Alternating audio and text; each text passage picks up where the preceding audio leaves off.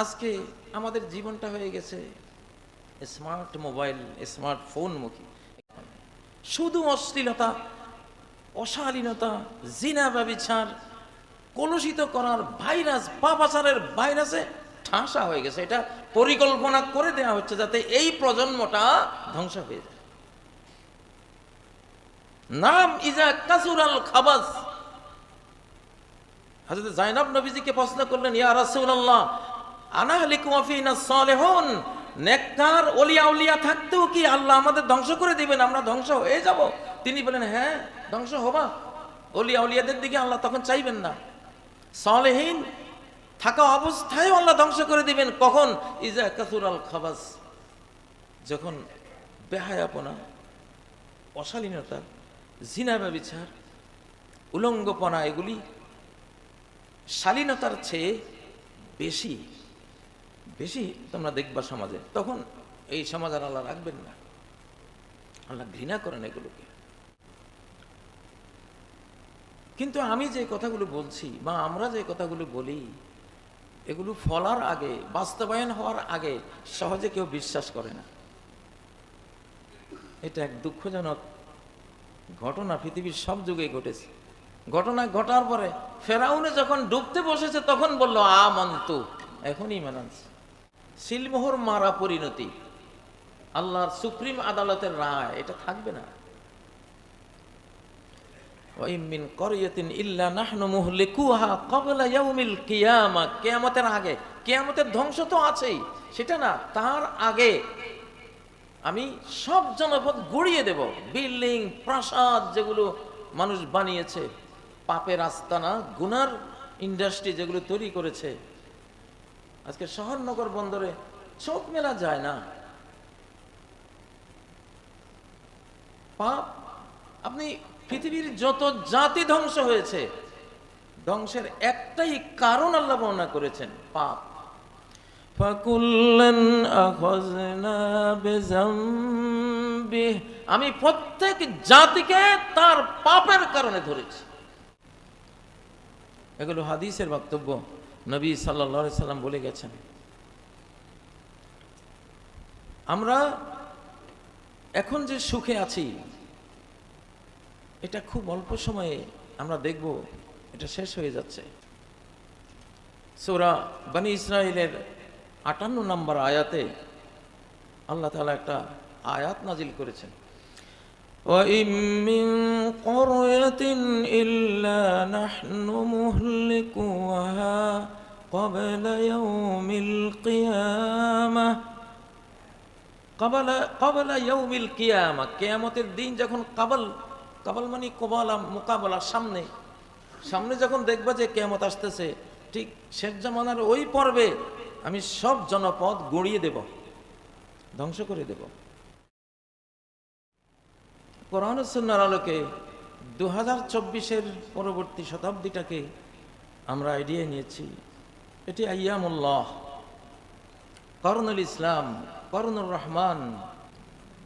দুর্বলকে দিয়ে সবলকে ধ্বংস করা, এটি সুন্নাতুল্লাহ, আল্লাহর মহাজাগতিক নিয়ম। যেমন আবাবিল দিয়ে আব্রাহার 60,000 বাহিনী, যেখানে হস্তি বাহিনীও ছিল, ছোট্ট ছোট্ট পাখি দিয়ে বিশাল হস্তি বাহিনীকে কাসফিম মাকুল, চর্বিত ঘাসের মতো তুলোধুনো করে দিলেন একেবারে।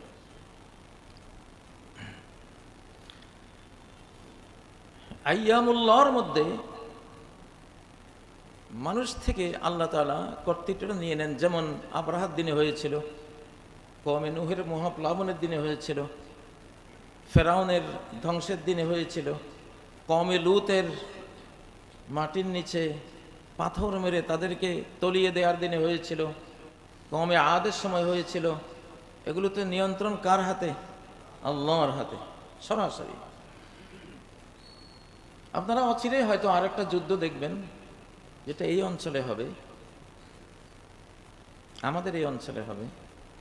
এখানেও এক বিশাল শক্তি আল্লাহর হাতে মার খেয়ে ধ্বংস হয়ে যাবে ইনশাআল্লাহ। তাতে আমাদেরও অনেক জীবন যাবে, রক্তগঙ্গা বইবে, অনেক কিছু হবে, কিন্তু যুদ্ধটা হবে মালিকের সাথে, আল্লাহর সাথে। তো আল্লাহকে অক্ষম করার কোনো কিছু নেই।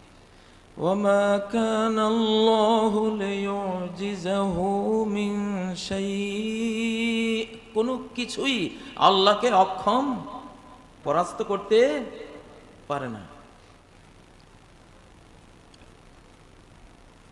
সম্মানিত ভাইগণ, পৃথিবী আমাদের খুবই ক্ষণস্থায়ী একটি পারাপারের ঘাট। এখানেই আমরা সবাই এসেছি চলে যাওয়ার জন্য, কিছু আমল করে, কিছু কর্ম করে। এই পৃথিবীর কোনো ভ্যালুই নেই যদি এই পৃথিবীতে আল্লাহর ইবাদত না থাকে। وَمَا خَلَقْتُ الْجِنَّ وَالْإِنسَ إِلَّا لِيَعْبُدُونَ, আমি জিন আর মানুষকে তো একটা উদ্দেশ্যেই সৃষ্টি করেছি, যে তারা আমাকে ভালোবেসে, আমার ভক্ত হয়ে, আমার অনুরক্ত হয়ে, আমার আশেক প্রেমিক হয়ে আমাকে সেজদা করবে, আমার ইবাদত করবে। এই ইবাদত না থাকলে, ইবাদতকারীরা না থাকলে সাথে সাথে পৃথিবীর ধ্বংসের মহাপ্রলয়ের ঘণ্টা আল্লাহ বাজিয়ে দিবেন।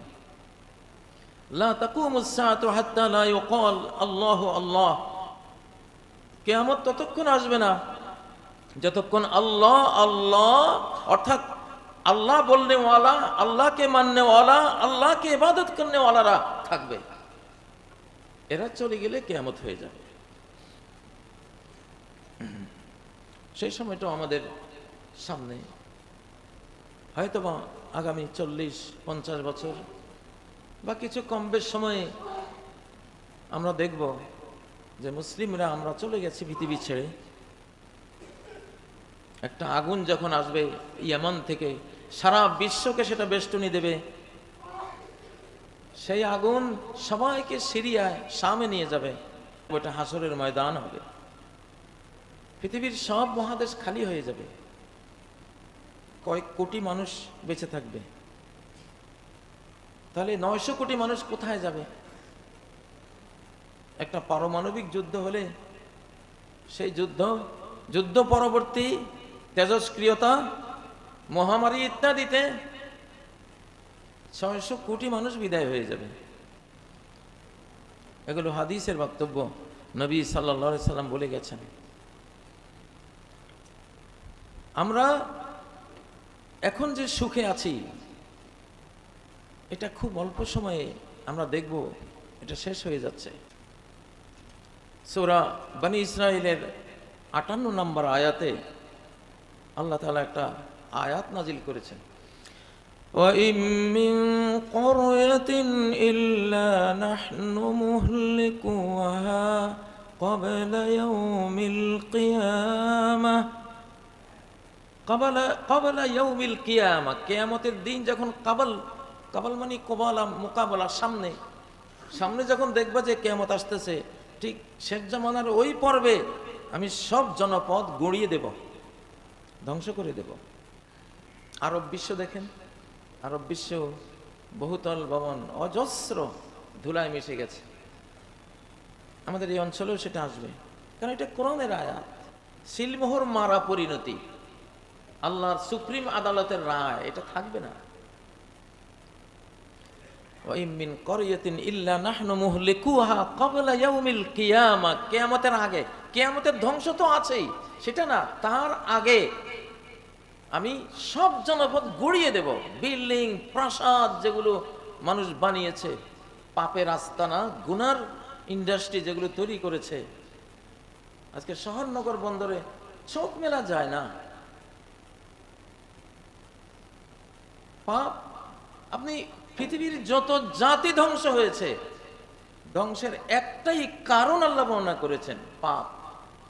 ফাকুল্লান আখাযনা বিযামবিহি, আমি প্রত্যেক জাতিকে তার পাপের কারণে ধরেছি। আজকে কেন মক্কা মদিনার দেশ, সৌদি আরবে, বাহরাইনে, কাতারে, দুবাই তো খালি হয়ে গেল। ফাতিলকা বুয়ুতুহুম খাবিয়াতাম বিমা যালামু, পাপের কারণে, জুলুমের কারণে, অত্যাচার অন্যায়ের কারণে নিজের উপরে জুলুম, সমাজের উপরে জুলুম, আল্লাহর উপরে জুলুম, ইসলামের উপরে জুলুম, এসবের কারণে দেখো ওদের ঘরবাড়ি জনশূন্য হয়ে আছে, কেউ নেই, বাতি জ্বালাবার লোকও নেই।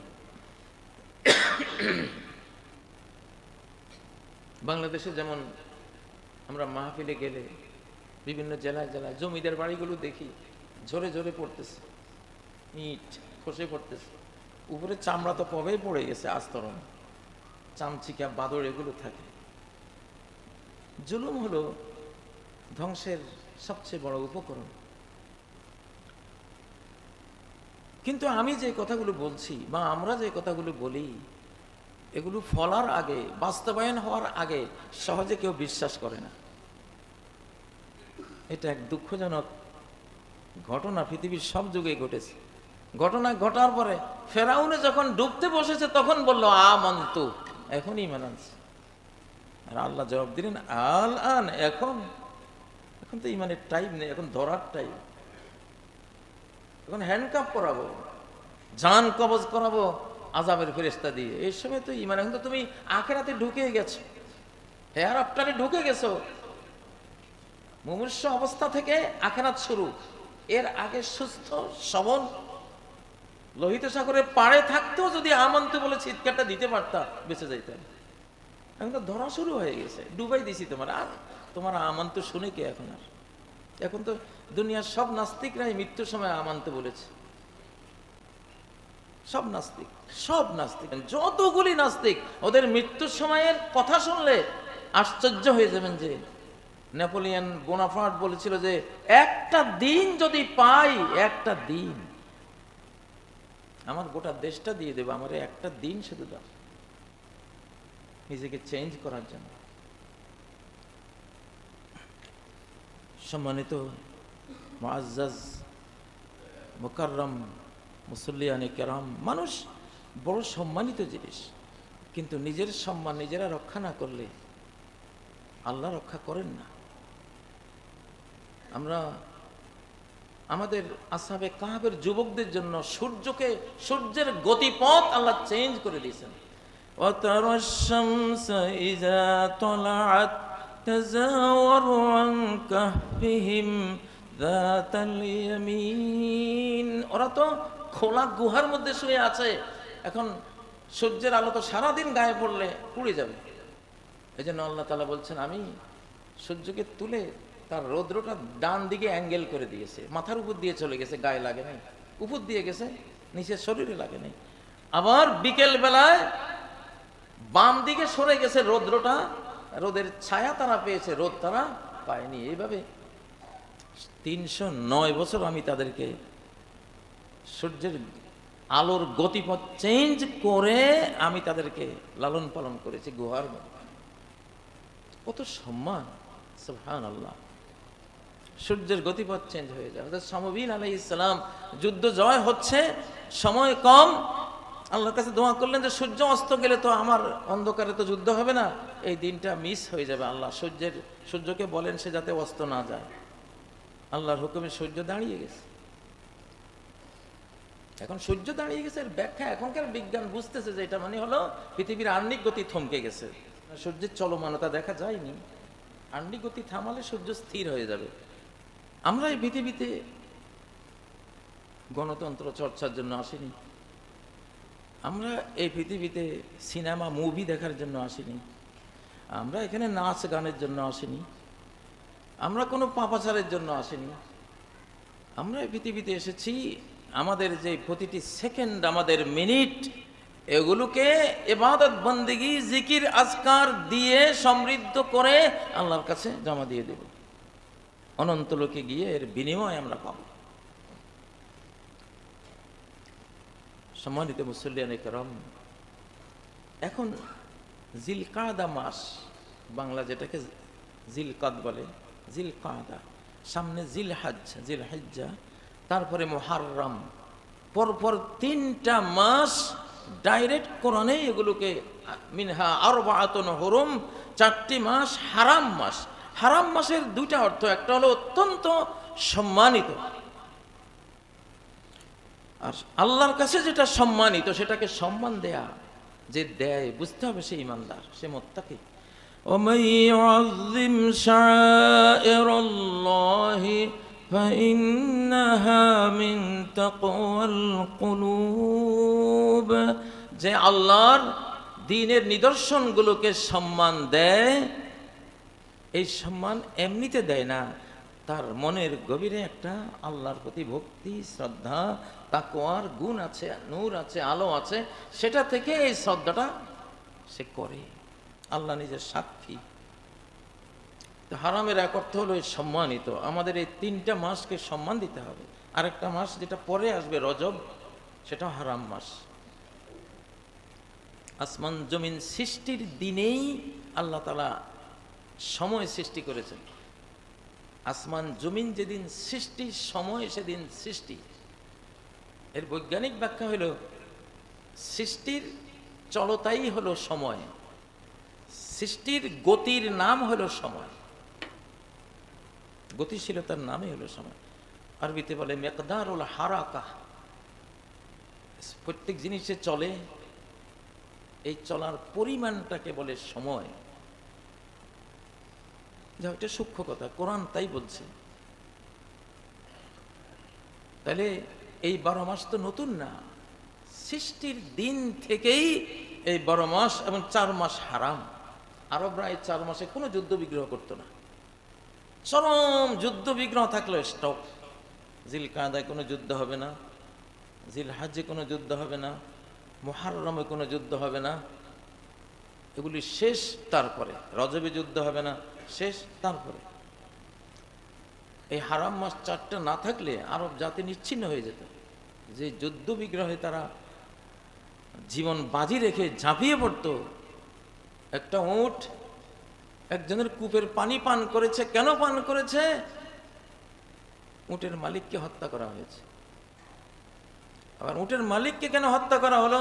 কূপের মালিককেও উটের মালিকের লোকেরা এসে হত্যা করেছে।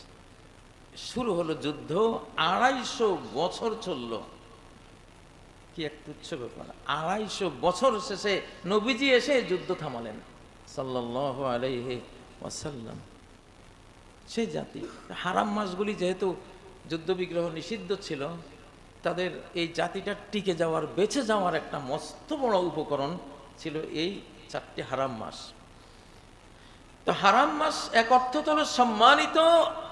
জুলকাদা সম্মানিত, সম্মান দিতে হবে, দিলে আপনার ইমানের পরিচয়ক এটা। জিলহজ মাস সম্মানিত, সম্মান দিতে হবে, দিলে এটা আপনার ইমানের পরিচয়ক। হারাম সম্মানিত।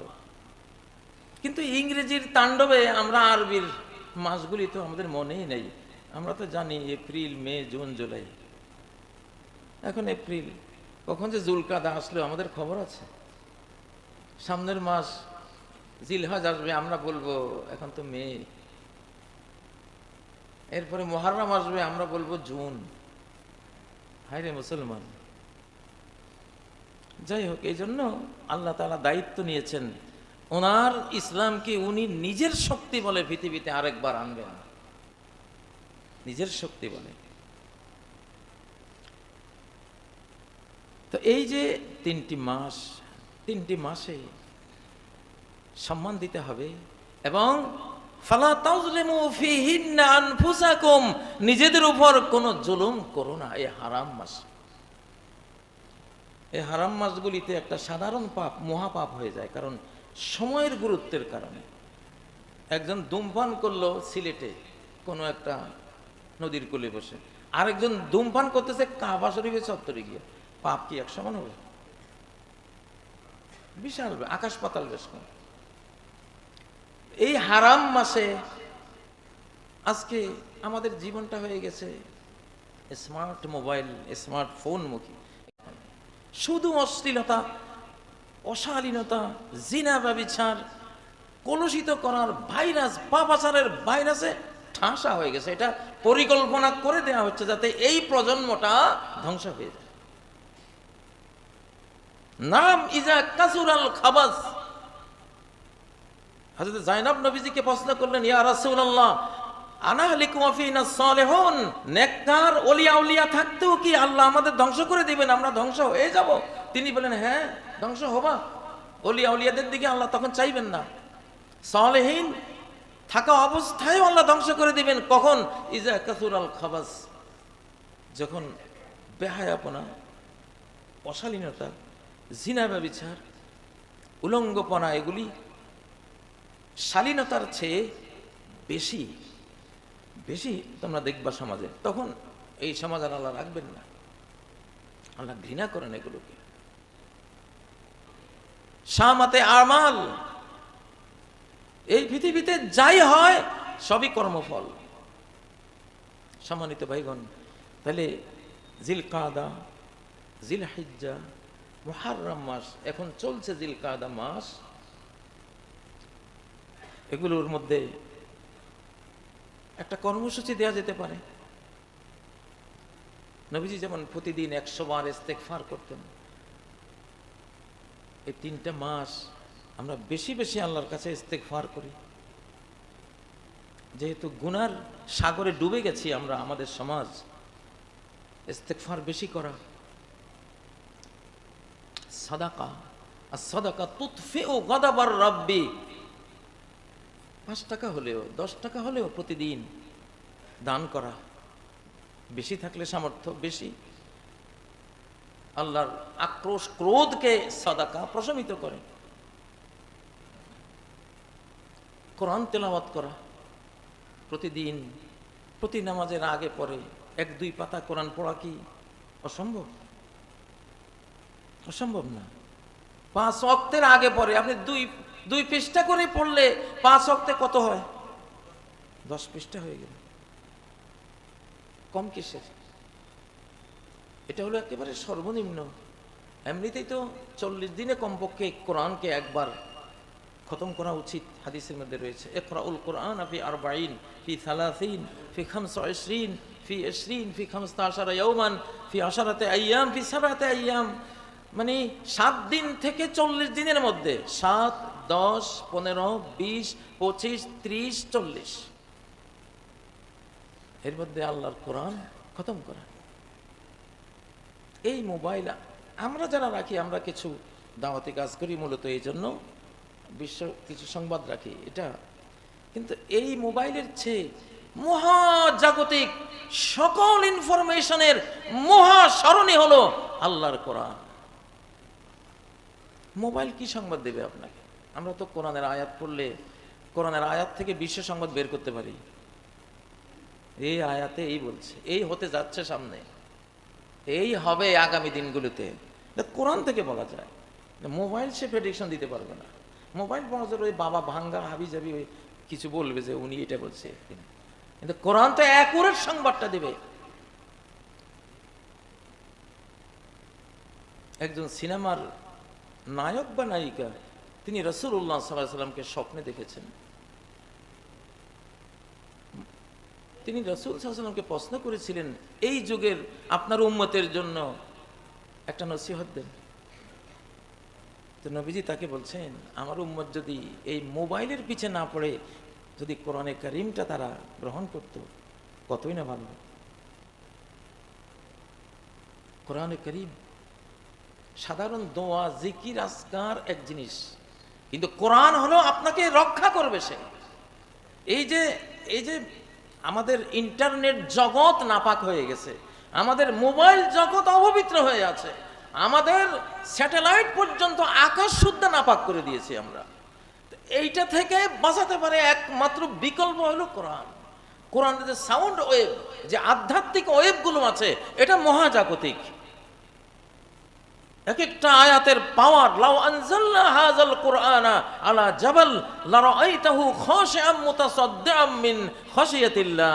আমি যদি পাহাড়ের উপরে নাজিল করতাম, তুমি দেখতা এটা আল্লাহর ভয়ে চূর্ণ বিচূর্ণ হয়ে গেছে। এই জন্য আমি লৌকিকতার জন্য না, আমি তো কোরআনকে পরীক্ষা করছি। প্রতি 7 দিনে আমি আলহামদুলিল্লাহ, পান্তা ভাত খাওয়া যত সহজ আমার কাছে আল্লাহ করে দিয়েছে। আমি প্রতি 7 দিনে কোরআন খতম করি। এর চেয়ে সহজ কাজ মনে হয় পৃথিবীতে আর নাই। আজকে আপনাদের এখানে আসার সময় আমার যে যে 5-6 পারা পড়তে হবে, সেটা শুধু মনে হয় কয়েক পৃষ্ঠা বাকি আছে। কোথায় পড়লাম? বিমানে বসে। কোথায় পড়লাম? বিমানবন্দরে বসে। কোথায় পড়লাম? গাড়িতে বসে। এই মসজিদে ঢোকার আগ পর্যন্ত পড়ে আমার ওই পর্বটা আমি শেষ করেছি। মহানবী সাল্লাল্লাহু আলাইহি সাল্লাম সাহাবীরা 7 দিনে খতম করতেন। আর কোরআন 7 দিনে খতম করলে যে বুঝটা আসবে, কোনো দিন এইভাবে না পড়লে সেই বুঝটা আল্লাহ দিবেন না। এটা যত পড়বেন তত বুঝবেন, যত পড়বেন তত বুঝবেন। এটাই বাঁচার উপায়। শয়তানের সবচেয়ে বড় শত্রু হলো এই কোরআন। কোরআনের সামনে তার কোনো কিছু চলে না। আপনার শিশুকে আপনি কোরআন ধরিয়ে দেন, মানে বাবা এই 3টা মাস দেখো 3টা পারা মুখস্থ করতে পারো কিনা।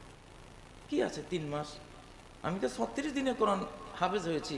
36 দিনে আবার কামিলে ক্লাসও করেছি, 3-4টা করে ঘন্টা, রান্না করে খেয়েছি, বাজারও করেছি, হিসেব করেছি, কর্মদিবস পেয়েছি 28 বা 29 দিনে আল্লাহ তো পার করেছেন। অসম্ভব কিছু না। এখন এই হারাম মাসগুলি ইবাদতের মৌসুম। সামনে জিলহজে 10টা দিন আসবে, যেটা গোটা 12 মাসের মধ্যে অতুলনীয় 10টা দিন আসবে। আরাফার দিন আসবে, আশুরের দিন আসবে। তো ইংরেজি আগ্রাসনে আমরা তো আমাদের আরবি ঐতিহ্যের মাসগুলো ভুলে গেছি। এখান থেকে আমাদের সরে আসতে হবে। আমি কথা লম্বা করব না। আপনারা কোরআন তেলাওয়াত, ইস্তেগফার, সাদাকা, পাপ থেকে ফেরত আসা, সেটা একটা ইবাদত। অন্যায় জুলুম করে, পাপাচার করে নিজের উপরে জুলুম করা, ফালা তাজলিমু ফিহিন্না আনফুসাকুম। একটা সিগারেট পান করলেন মানে নিজের উপর জুলুম করলেন। একটা খারাপ মুভি দেখলেন, নিজের উপর জুলুম করলেন। একটা মানুষকে একটা গীবত করলেন, নিজের উপর জুলুম করলেন। এগুলি সব জুলমে নফস। তো আল্লাহ তাআলা আমাদেরকে বলছেন যে তোমরা হারাম মাসগুলিতে নিজেদের উপর জুলুম করো না। তো এই যে 3টা মাস পরপর পবিত্র মাস, সম্মানিত মাস, পাপাচার বর্জনের মাস, এখানে পুণ্য করলে অনেক বড় পুণ্য, এখানে পাপ করলে মহা পাপে পরিণত হবে, যেহেতু এগুলো সম্মানিত সময়। এখন এই অনুভূতিটা আপনারা হয়তো ভাবছেন কই, আমাদের সমাজে তো এগুলো আমরা খুব পালন করি না বলে কি হয়েছে? এখন তো এগুলো উঠে আসবে। শেষ জামানার ইসলামের বিজয়ের এই শতাব্দীতে ইসলামের প্রত্যেকটা জিনিস রিনিউ হবে, নবায়ন হবে ইনশাআল্লাহ। আপনারা যদি এটা সমাজে দিয়ে যান, কিয়ামত পর্যন্ত যারা আমল করবে আপনাদের দেখা দেখি, আপনারা তার সওয়াব পেতে থাকবেন ইনশাআল্লাহ। আল্লাহ তৌফিক দান করুন। আল্লাহ আমাদেরকে ইবাদতের মৌসুমগুলি, ফেয়ারগুলো কাজে লাগাবার তৌফিক দান করুন। সুবহানাকাল্লাহুম্মা ওয়া বিহামদিকা আশহাদু আল্লা ইলাহা ইল্লা আনতা আস্তাগফিরুকা ওয়া আতুবু ইলাইক। আসসালামু আলাইকুম ওয়া রাহমাতুল্লাহি ওয়া বারাকাতুহু।